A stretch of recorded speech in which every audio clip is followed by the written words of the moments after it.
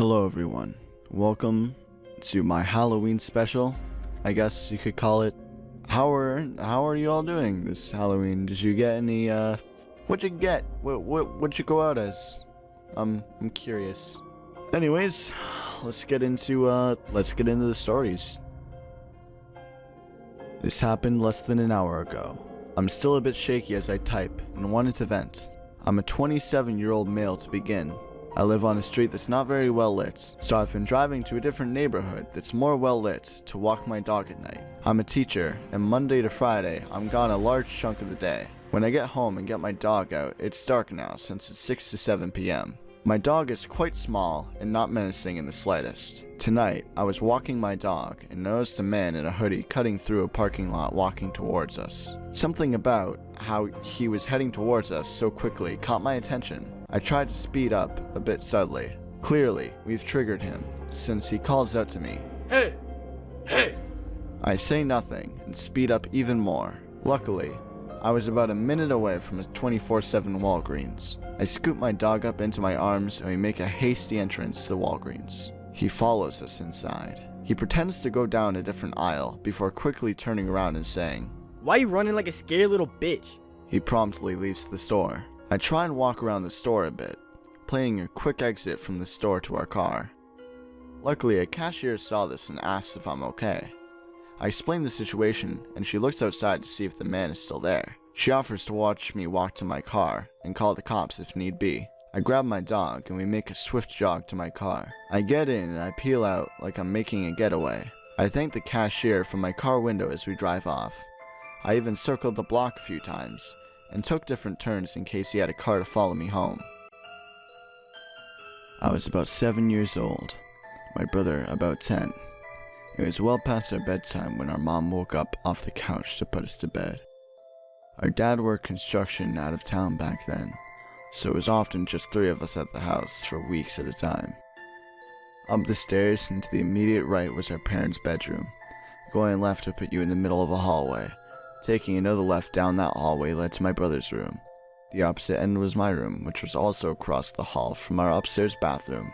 At either end of the hallway, our window doors we always kept locked and rarely used. The door on my end led to a balcony overlooking our front yard, and the door to my brother's end opened to our back porch. The house kind of leans into a small hill. My brother and mom both had a habit of waking up in the middle of the night to use the bathroom. I only knew this because I was always a light sleeper, and they just couldn't help flushing with the door wide open. This night, however, my brother stopped on his way to his room and came back towards the bathroom. "I'm gonna try to pee before I go to bed. The past few nights I've been too afraid to walk to the bathroom. I keep seeing a man wearing stripes at the end of the hallway." I don't know if my mom wrote it off as my brother telling ghost stories to try and scare me, or if she was already half asleep and didn't catch it, but she didn't react at all to my brother's confession. I, on the other hand, was terrified by it. The fear of seeing a ghost like that at the end of the hallway or through the windows is the reason I started running from the stairs to my bedroom at night.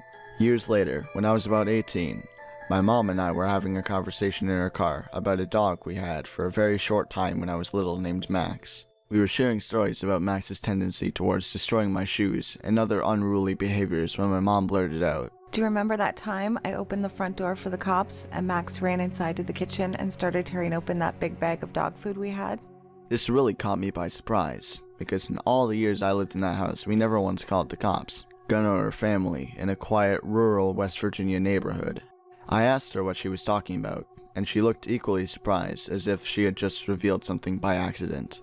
"Oh, that's right. I never told you because you were too young at the time.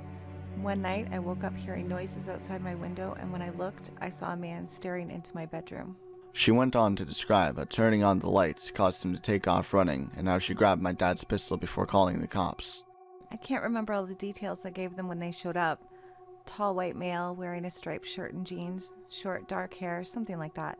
They said it matched the description of a man they were looking for in the area. It turns out he had escaped from jail on a murder charge. Now, I know it sounds so obvious hearing those two stories back to back, but it wasn't until a few years ago, in my mid-20s, that I pieced it together, that my brother had unknowingly warned us about a murderer who spent multiple nights casing our home. This past Monday, my coworkers and I returned to our hotel from a day of work out in the field. Rebecca and I walked into our rooms, and as we stood outside of our rooms, I opened mine and saw someone in the bathroom. I said, Hello? Nobody answered. My first instinct was that it was a cleaning lady in there for some reason. Then I saw my bag with my clothes in her hands. I said to my coworker. There's a woman in my room. Then I asked the woman. What are you doing with my stuff? It gets a little fuzzy here because I can't remember everything I said and what she said, but she kept mumbling about how her key still worked, and that's how she got in. I was in shock, and she was obviously flustered, having been caught mid-robbery. She dropped my bags and fumbled around with her purse and a white plastic bag. By the time my coworker was behind me watching all the insanity unfold, this woman was scrambling and walking towards the door, and I said, What's in the bag? thinking it was probably my stuff, and so she said, No, it's just my things. It's just my things. I'll show you. and so she did.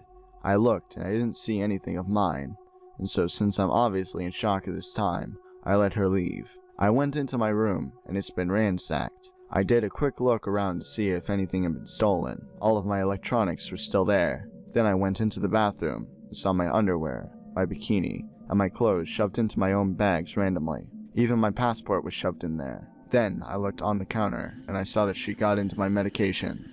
I'm not sure what was going through my head at this moment, other than I wanted it back. So I ran out the door to go find her. I ran to the laundry room downstairs and out the sides of the hotel, and I didn't see her. I realized I was never going to find her, so my coworker and I went down to the lobby to tell them what happened, and then we called the police. We went back up to my room to wait, and I noticed that there's a metal bat on my bed, a little larger than one of those novelty wooden bats that you get at a baseball game, but there's also a flashlight on the end. She must have left it behind in her hurry. She also left behind a necklace that must have fallen out of her bag when she was scrambling with mine. I was mostly freaking out at this point because I thought she'd gotten away with my medication that I need. Police got there and took our statements and looked around the room as well. One thing I noticed that there were bits of drywall in the sink, and I pointed out to the cops, but none of us really knew where it came from. We started looking at the door and the windows to see if she pried her way in somehow, but there was nothing. So we just kind of went with the idea that she had a spare key or something, even though the hotel front desk was adamant that there's no way that could be. The officer that came brought 2 or more officers back up because they thought the woman might still be in the vicinity, but after our statements were taken, there was nothing else they could really do, so they left. I sat down to finally make some calls to tell people, and as I'm on the phone, I'm thinking about the drywall in the sink, and it still didn't make sense to me. So I'm on the phone and looking at the drywall and the mirror on the wall right above it, and then it hit me. I got my coworker and asked her to help me pull this mirror off the wall. We took the mirror down, and there's a hole there just big enough for a desperate junkie to squeeze through. I asked Brian and Rebecca if we should call the cops again to let them know that I found this. My boss said, "There's still 2 cop cars in the parking lot." So I went down to tell them, and the female cop kind of rolled her eyes, but the young guy said, Okay, I'll come check it out. They both came back up, looked in the hole, and found a pillow, blankets, cigarettes, clothes, toothbrushes. This woman had been living in the wall behind my mirror for God knows how long. She had access to me, my room at all times. One of the officers called the original officer to come back and take pictures of this. She explained to him what's going on, and all I hear over the radio is, "No fucking way!" He comes back, takes pictures, and is just as mind-blown as the rest of us. Obviously, we packed up and left immediately. What was even crazier is that she'd probably been there for a long time. The last time we stayed at this hotel, I would randomly smell cigarette smoke, and I just assumed it was someone smoking in the bathroom, and it was traveling through the vents. But no, it was just a junkie smoking just on the other side of my mirror. The holes in the walls were from a renovation, and the hotel hadn't properly patched and just covered up the mirrors. She could have been hanging out in other people's rooms when they were gone.